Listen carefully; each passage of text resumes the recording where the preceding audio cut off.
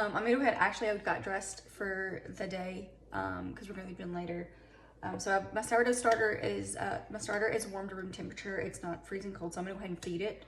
I use a kitchen scale, and I use flour. This is just like the Costco bread flour, the big bag you get at Costco, and then just bottled water.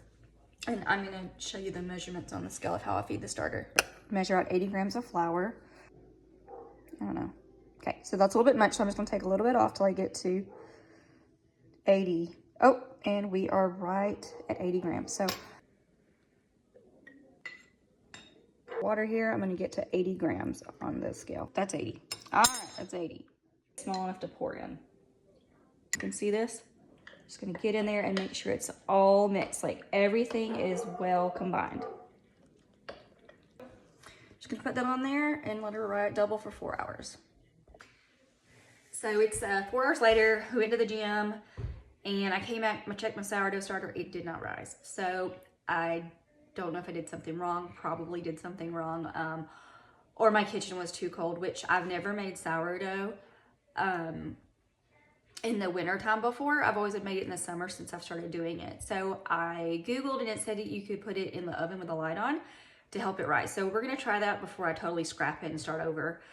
Also, I reheated a cup of coffee from this morning because I did not drink the entire cup. So we're gonna finish this cup of coffee. So I have half a cup of my discard and I have 2 cups of warm water. I'm gonna mix that together until it combines really well. And then I'll add my other ingredients to form the dough. My discard is now dissolved in my warm water. I'm gonna start adding my other ingredients to form the dough.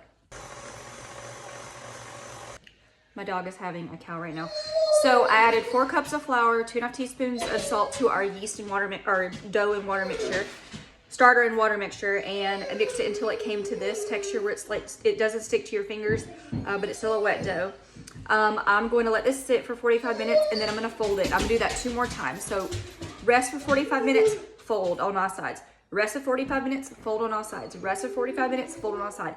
After that last fold, I'm gonna let it rise, cover it with a towel and let it rise for 2 hours.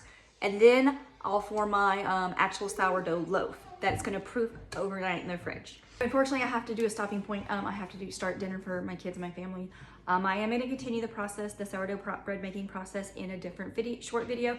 It will go up soon. But anyways, thank you for coming along today. Thank you for joining, and I hope you have a good one. Bye.